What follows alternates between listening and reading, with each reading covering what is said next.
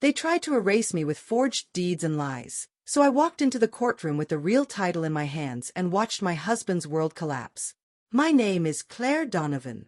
For 10 years I built a life in Los Angeles, a small law practice I loved, a modest house with sunlit windows, an artful garden my mother taught me to tend.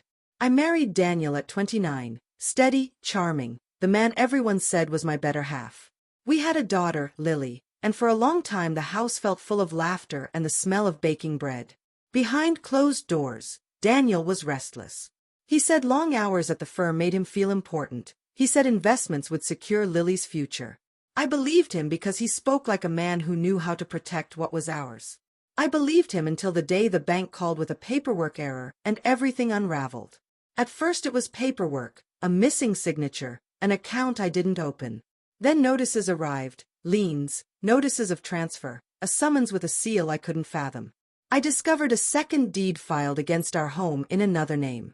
The name was faintly familiar, Charlotte Avery, the woman I'd seen at charity events, the woman Daniel smiled at in photographs I found on his phone. My heart pounded so loud I could hear it in the empty rooms. When I confronted him, the kitchen light buzzed overhead and Lily asked if we were having a fight. Daniel laughed like it was a joke and said the deed was a temporary holding, that I was overreacting. I showed him bank statements proving unexplained withdrawals. He called me paranoid. He erased texts from his phone. He moved with a calm I could not match, the calm of a man who'd already planned an exit.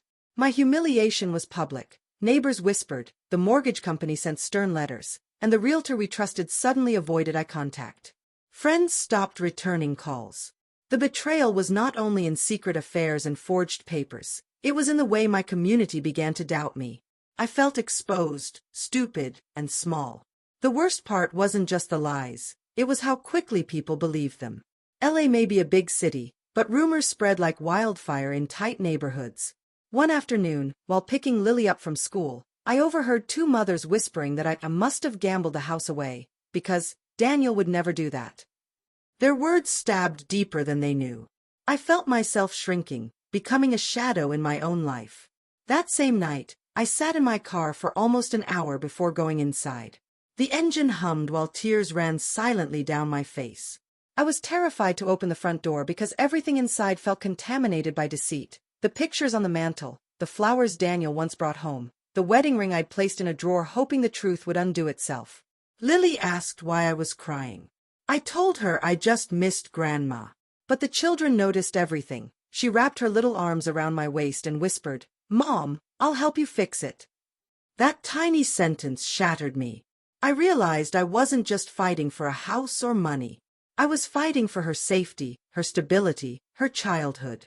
And that's when my grief slowly transformed into determination so sharp it almost felt like armor. I had been a quiet lawyer, not a crusader, but when everything you love is taken, quiet becomes strategy. I began to map everything Daniel touched. I combed property records at the county clerk's office, dug through filings, and learned the names of the notaries who signed documents. I sat in coffee shops late into the night drafting timelines, cross-referencing dates. I asked Lily to sleep over at her aunt's more often, pretending it was a fun weekend, so I could move through my plans without the ache of her watching me crumble. There were nights I wanted to stop. I remember sobbing into my mother's scarf at 2 a.m., whispering that maybe I should sign papers and leave. My mother squeezed my hand and said, "You're not letting them write your ending, Claire." That small sentence became my compass.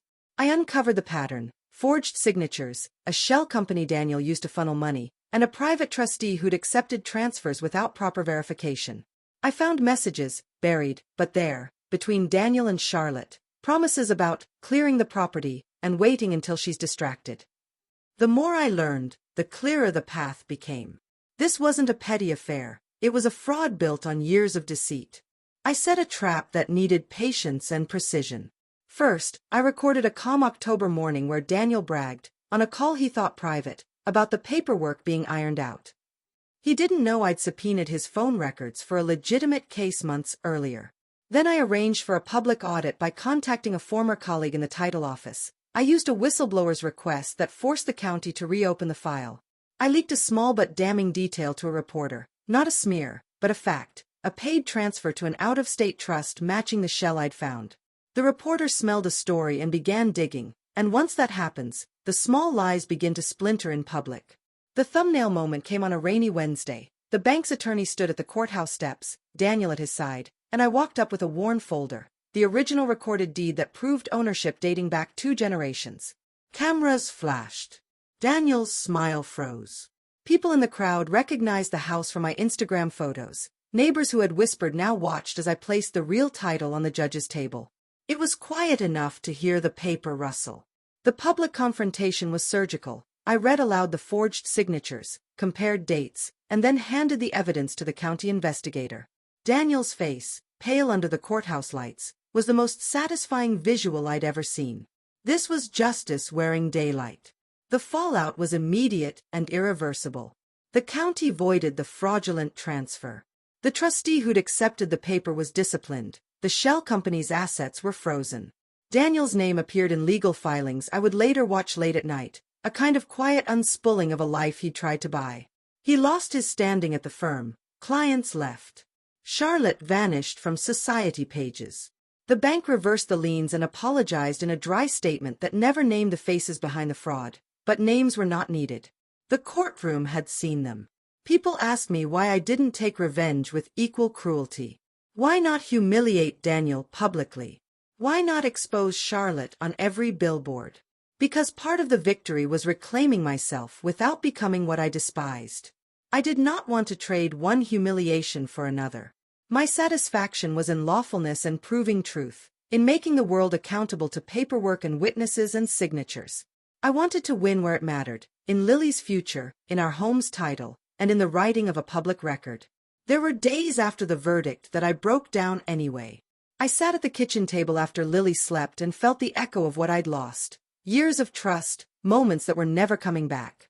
The tears were not for the money, they were for the simpler things, the bedtime stories Daniel missed, the birthdays he lied through. But the tears changed. They became the release valve after months of planning and silence. The moral punchline is raw and simple. Justice is not theater. It is labor, patience, and the courage to stand when everyone else expects you to fold. I learned that revenge that leaves you hollow isn't revenge at all. The best justice is the kind that restores what was stolen and teaches the thief that deceit has a cost. I reclaimed my house, my name, and in a strange way, my dignity. Thank you so much for watching this story on Revenge Uncut. If you felt the emotions, the twists, and the justice in this journey, please take a moment to like, share, and subscribe to our channel. Your support means the world to us and helps our small community grow. We're on a heartfelt mission to reach 1,000 subscribers, and with your help, we know we can get there. Stay tuned for more powerful stories. Your engagement keeps Revenge Uncut alive.